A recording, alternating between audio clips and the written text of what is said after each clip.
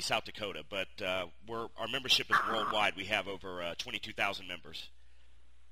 Oh, nice, very nice. Good, good. Yeah. I have about like 20 minutes, Robert. Okay, Is sure. that okay for you? Yeah, we're not going to take much of your time at all, Doro. Let me go ahead and get started. Yeah. Hello, Mama's Fallen Angels.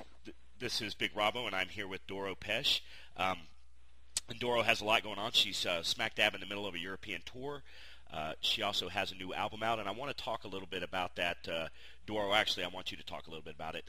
Fear No Evil is more of the same from you. It's a stellar record. It's been getting great reviews.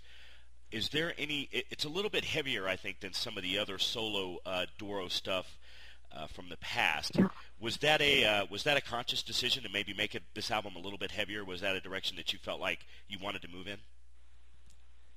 Oh, actually, when I start a record, I always try to write as many songs, and then I pick and choose the ones which I feel like they are like the magical ones. And then in the end, I thought, man, it's much heavier than the last records. But actually, it was not like in the beginning, I just always start out and do what I feel, do what comes out of my heart, and it was just like I guess it was like a natural development, and and usually live when we are on tour, we usually play the heavier stuff more than all the ballads. So this time I think we have more anthems, more fast and heavy songs, but a couple of ballads too. But it's more the heavy side, and I think because we toured now constantly the last 6-7 years, we're almost like 8-9 months on the road out of the year, so I think that unconsciously influenced us all.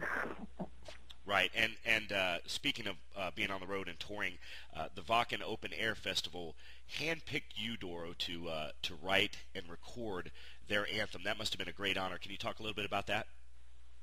Oh, yes, man. Oh, this was awesome. I got a phone call and somebody said, hey, it's our 20-year anniversary and you guys want to play? And I said, oh, yes. And we played in Wacken now for, we played 6 times there, which was always awesome. And I was there from the beginning, like I think first time we played in 1993, which maybe 2,000 fans there, and then a couple of years later it was like 20,000 fans, and then a couple of years later it was like 50,000, and this year was like about 100,000 fans, and it was a great honor that they called us to play. And and then somebody said, hey, there's a big metal fan, he wrote like a song, and he wanted to write the anthem for Wacken, and would you like to listen to it and maybe sing it? And I said yes, and then I checked out the demo and I thought, oh, it's so perfect, and it reminded me a little bit on Oh Yeah, which we all always play. It's like always like one of the highlights still. So so then we did it, and it took a couple of weeks, and I think it came out so good, and the title is called We Are the Metalheads, so that says it all, and it's always so much fun to sing it and to play it, and we actually played on each night, like it's like actually in every country I have played it, and Wacken is such a great festival. Everybody, at least knows about it, or many fans, they were already in Germany to celebrate in Wacken, like the whole metal lifestyle, and it's really awesome. So it was a big honor that they asked me to sing it. Mm-hmm. Yeah, it's a festival that's really gaining a lot of speed and a lot of ground on some of the other festivals in Europe, and we're very happy for that. Feature a wide variety of heavy metal as well. Want to talk a little bit about the Metal Female Voices Fest. They recently honored you, Doro, with the Best Career Award, a very high honor. Can you tell the fans a little bit about that award and what it means to you?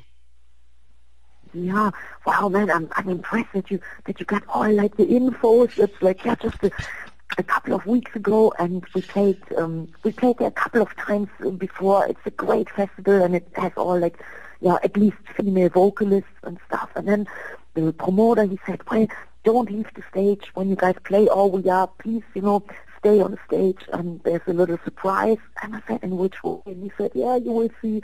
And then after Oh We Are, I turned around and there were so many people, and then they gave him this beautiful award, and it was like the Lifetime Achievement Award, and man, it was so nicely done. It was like a piece of art in glass, and it was so special, and it brought tears to my eyes. It was so nice, and all the fans, they were there, and they were like applauding, and it was so so moving and so great. And so and I totally didn't know about it. Everybody knew about it, like all the band members, everybody, but I didn't. And it was really a great surprise. And yeah, it was awesome. And Yeah, and I wanted to bring up too, in doing some of the homework this morning and yesterday for my interview with Doro.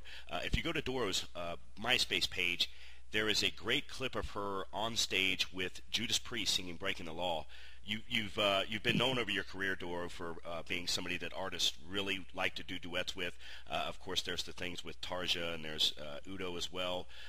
Tell us a little bit about being on stage with Judas Priest, who must be just a huge influence on you, like they are many other bands in heavy metal. That must have been something that was really exciting. Oh man, it totally. And actually, it was my first big tour back in the day, like in '86. It was actually when I quit my job, and then the manager called, and he said, "Hey, we can go on tour. Are you ready to quit your job?" And I